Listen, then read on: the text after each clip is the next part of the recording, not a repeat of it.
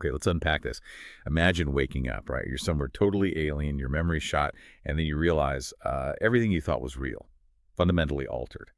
So today we're doing a deep dive into these sources, humanity's last stand against alien invaders. And this isn't just, retelling a story. We're really digging into what it says about human resilience, the sheer devastation of this alien takeover, and honestly, the shocking part Voyager 1 plays in all this. Absolutely. Our mission here is to guide you through, yeah, the main events, but really to pull out the twists, the implications, because there's a lot under the surface here. And it's fascinating, isn't it, how this like completely innocent space probe journey from decades back somehow connects directly to this absolutely terrifying future. It kind of sets the whole thing in motion, a real downfall story. Right, so where do we start in the sources? It's not with some big heroic charge, but with total disorientation. You've got these American soldiers, last thing they remember. They're pinned down, street shootout back on Earth, bombs going off, chaos. Then suddenly, this weird red light from the sky, a machine, a beam just vaporizes the enemy guys. Then a white light, massive voltage, bang, they're grabbed by an alien, pulled into the machine. That's it, lights out. Yeah, it's not just being taken, it's like their whole reality just fractures. And when they wake up, it's just as confusing. They get spat out of this weird device. They're throwing up the stuff that Jack's, one of the soldiers, he immediately calls it stasis resin. Which is weird in itself, right? How does he know that? Exactly. That's the first clue. Like they've been out for a while, frozen. Their first thought is, okay, where are we? Russians, Chinese. But then they see the writing on the machines. Definitely not Earth. And that brings us to these gifts, as you put it, these strange bits of knowledge they suddenly have. Like Jax, knowing about the resin, knows it dissolves fast, but hasn't got a clue why he knows. And Reyes finds a plaque. Their names, unit designations. He knows what it is, but again, zero memory of learning it. It's really eerie. It's not just random facts popping into their heads. It suggests something deeper, right? Like the aliens haven't just physically taken them. They've been messing with their minds somehow. A different kind of conquest, almost. So Leader Kelly, he's immediately like, okay, we got to move now, before whatever took us finds us awake. Makes sense. And they try to get out, find this big circular door, doesn't work. Eventually, Reyes finds a vent system. But even getting there, they see signs. Nasty burns, impact marks on a warped door. Like someone else tried desperately to get out or maybe in. Yeah, hints that they aren't the first ones here. Or maybe not the only ones trying to escape. Yeah. And as they move through this ship, this sort of maze, they find more clues. More unsettling stuff. A trail of blood, for instance. And a clamp that looks like it indicates a power failure. Right, which kind of suggests the whole place is, well, maybe dying, breaking down. Which, ironically, might be why the machine holding them shut off and let them out in the first place. A bit of luck, maybe? If you can call it luck. Luck in the middle of a nightmare, maybe? Because then things get really dark, they find a room, there's this thick fog on the floor, a drop of blood leads them to look up. Yeah, it's horrific. Loads of bodies, headless, hanging by their feet. Just brutal. And later, another body, mutilated, above this really strange table. These aren't just like random casualties. It feels systematic, efficient almost, a chilling look at what these aliens do, and maybe what's planned for them. It's near that second body they find her, Robbie, handcuffed, speaking a language they don't recognize. They manage to free her, and literally the second they do, boom, monster alien appears, slashes Gibbs straight away. So much for a quiet escape. First contact, and it's immediately violent. And a real wake-up call. They're normal bullets. Useless. Just paying off its armor. Shows how outmatched they are, technologically speaking. But Nash finds this weird-looking weapon. Alien tech. Yeah, and Rhodey figures out how to use it, manages to knock the alien down. But it's Robbie. Robbie finishes it. The woman they just found? Yeah. Proper shot, takes it out. Which just adds another layer of mystery, doesn't it? Who is she? What does she know? Before they could even process that, another alien shows up. This one's got a laser gun. And backup. A whole team of these monsters. Right, so the threat escalates immediately. It's not just one rogue creature. They're organized. And then the bombshell. Kelly. He just starts speaking Robbie's language. Turns out it's Russian. How? Another one of those gifts? It's just Yeah. wild. How is that happening? No time to figure it out. Kelly yells at them to run, tells Robbie in Russian, presumably. And it's just a desperate chase through the ship again. They find a whole event system scrambling to get away, but Reyes, he gets grabbed, pulled back. Oh, man. They lose someone. Yeah. Tragic. And it really makes you think, why are the aliens hunting them so hard? How do they keep finding them? It's like they're being tracked somehow. Nash, understandably, just loses it, screaming about aliens, about Reyes being dead. Kelly's probably reeling too, right? Suddenly understanding Russian. And it's Robbie who finally lays it out, says they're sleepers, on a spaceship. And yeah, those things, definitely aliens. So the personal nightmare starts connecting to something much, much bigger. A galactic scale horror. And that tracking thing you mentioned, how they keep finding them. Ah, yeah. Get this. The sources say the aliens have a device. They're literally looking into Reyes's memories after they captured him. What? So they know everything the team knows, their plans, everything. Pretty much. It's the ultimate intel gathering, isn't it? Using their own minds against them. Explains how the aliens always seem one step ahead. That is deeply disturbing. Yeah. So Robbie then shows them the ship's real purpose. Yeah, she leads them to this bridge. It overlooks this massive abyss, just filled with thousands and thousands of lights. But Jax gets a closer look. And realizes they're not lights, they're capsules, each one holding a body.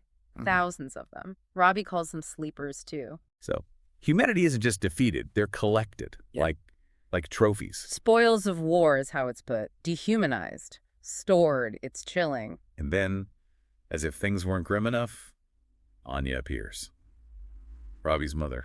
Literally drops down from somewhere above out of this, pool of skeletons and decay. It's gruesome. Turns out she's a Russian soldier. Been kidnapped, held here for 20, maybe 30 years? 30 years. So this has been going on for decades. Exactly. It blows the whole timeline wide open. Humanity wasn't just recently attacked. They were defeated decades ago, and these guys didn't even know it. Okay, so this is where Anya drops the really big one. Yeah. The whole truth. Yeah, she connects all the dots. And it starts with Voyager 1. Remember that probe we sent out in 77? Left the solar system in 2012? Hit the golden record. Yeah. The map to Earth. Yeah. Oh, no. Oh, yes. It was meant as an invitation, right? For friendly aliens? But the wrong aliens found it. Evil creatures, she says. They used the map to invade. Talk about cosmic irony. Humanity reaching out for connection, and it leads directly to their destruction.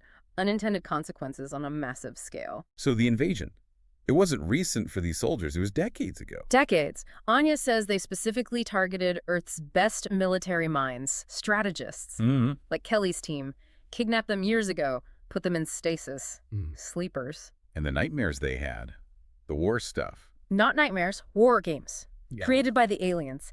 They were studying how humans fight, learning our tactics by running simulations in their heads while they were frozen. Using their trauma as intel. Yeah. That's horrific. And apparently incredibly effective. Anya says Earth, crushed, in weeks, just totally overwhelmed. Wow, okay. And the gifts. The knowledge Jax and Reyes had. Turns out that mind link, the one the aliens used for the war games, it worked both ways, a side effect. So the soldiers picked up bits of alien knowledge. Like Kelly understanding Russian. Yeah. Maybe picking it up from Anya or Robbie somehow through the connection. Possibly. Or just general alien technology. It's a double-edged sword, that connection. And the ship they're on is just hauling Luke back to the alien homeworld. Yeah, all the stuff stolen from Earth. They see it in the hangars later. It's just plunder. Confirmation of total defeat. But Anya has a mission for them now, right? Right. Turns out she has a gift too. She can hear and understand the aliens from far away, and she knows what they're doing right now. They're trying desperately to fix a communications relay on the ship. Why is that bad? If they fix it, they can call for reinforcements. Even more aliens will come. It's not over. They have to stop them fixing that relay. So suddenly there's a mission. A desperate, maybe impossible one, but still. A mission. Exactly. It gives them a purpose beyond just surviving or escaping. You can imagine the weight of that realization, though. Nash asks if they'll ever go home. Kelly looks at a photo of his daughter. Figures she'd be maybe 40 now, if she's alive. Rhodey thinks about his kids. Yeah, the personal cost hits hard. Decades stolen. Families gone or grown old without them. But despite all that, the lost time, the impossible odds, they decide to fight. Not necessarily to win, maybe, but to stop that relay, to make a stand. Anya helps them form a plan. It's dangerous. They figure there are maybe 24 aliens left, mostly near the top deck, the comm center, working on that relay. That's where the aliens are strongest, right? Right. They plan to use the vents again, but they know this time the aliens will detect them instantly because of that mind-reading tech. So it's going to be a direct assault, pretty much. Yeah.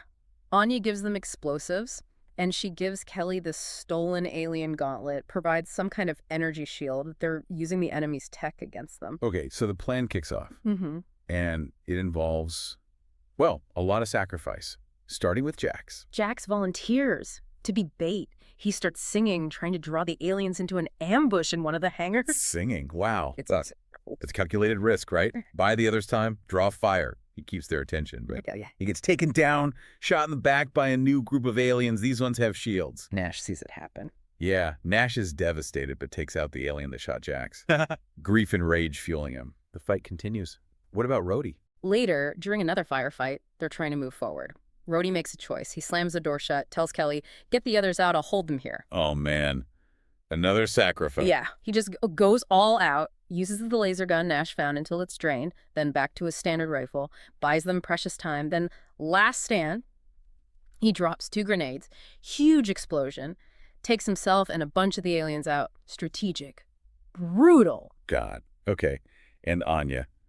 She gave him the explosives. Her turn comes in the main room near that relay they're trying to stop. More shielded aliens arrive, a really big one attacks. She forces Robbie to go with Nash, get clear, then she pulls out the detonator. She blows the whole room, the relay. The whole thing, the machine, the aliens around it, everything, ensures the primary mission succeeds. But she goes with it. Incredible. That leaves Nash and Robbie. Right after Anya's explosion, more aliens are closing in. Nash sees them coming for Robbie, who's hiding in a hatch. So Nash just yells, runs the other way, draws them off, leads them away from Robbie. Another diversion. Another sacrifice. Yeah. He hits a dead end, starts singing Jax's song again, takes down as many as he can before.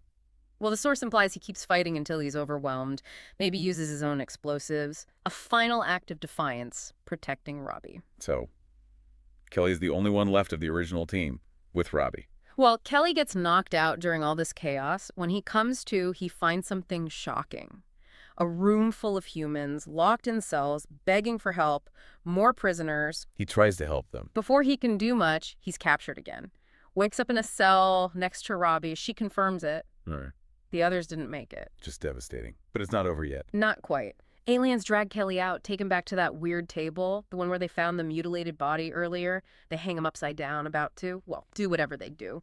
Then, the surprise twist. Nash! He bursts out from inside the table somehow, kills the alien instantly, one shot. Wait, Nash survived. How was he in the table? The source doesn't explicitly say how, but yeah. Maybe hid. Rigged something. Shows incredible adaptability, using their own stuff against them again. A real moment of, hell yeah, amidst the horror. Okay, so Nash is back. What do they do? Kelly immediately starts freeing the other human prisoners from the cells. Nash grabs the laser gun again and just starts blasting waves of monsters trying to stop them, covering the escape. A real breakout moment. Maybe they can actually win. It feels like it for a second. They escape the cell block, maybe think they've done it. But then Nash just gets stabbed out of nowhere, a blade. No, after all that. Yeah, the alien leader appears. Big bad guy time. Kelly yells at Robbie to run, again. Then he turns to face the leader, taunting it, keeping its focus on him. Kelly's turn for the final stand. Exactly. He fights the leader, gets beaten up badly, taking hit after hit. But he's thinking, waiting. For what? For the right moment. He lets the monster follow him towards a heavy door. Then, just as it's crossing the threshold, slams the door controls. Catches it in the door. Catches its body, crushes it, kills it. Not with brute force, but with quick thinking. Using the environment. Ingenuity wins the final fight. Wow. Okay, so Kelly survives. He beat the leader. He survives. He finds Robbie, who's terrified, obviously. They move through the now quieter ship. And where do they end up? She follows him out onto the surface. Yeah. And the final gut punch. They're on Earth, or what's left of it. It's a wasteland. Devastated. So, they won the battle on the ship, stopped the relay, but lost the war decades ago. Earth is gone. That's the desolate ending, the last stand bought. What exactly? Survival for 2 people on a ruined planet. So wrapping this up, it's quite a journey the sources lay out. That initial confusion, the slow, horrifying reveals. Yeah, finding out about the sleepers, the war games, Voyager, realizing humanity was crushed so long about. And then that final, incredibly costly fight just to stop things getting even worse. It really hits on some big themes, doesn't it? Yeah. Information as a weapon, those war games. The mind-link gifts being both a help and a terrifying vulnerability. Definitely. And the sheer courage, the sacrifices, coming from places you wouldn't expect, just raw human spirit against impossible odds. It paints a really bleak picture, obviously, but also you see this incredible resourcefulness, right? Ordinary people doing extraordinary things when pushed to the absolute limit. So the final thought for you, listening, Yeah. What does it really mean for humanity's future when its supposed last stand ends not in victory, but just survival in a wasteland? And maybe think about this. In a world where things can change incredibly fast, where unexpected threats might emerge, how valuable is your ability, like Kelly's or Nash's at the end, to quickly process complex information, adapt, and find solutions in situations you never saw coming? Something to chew on.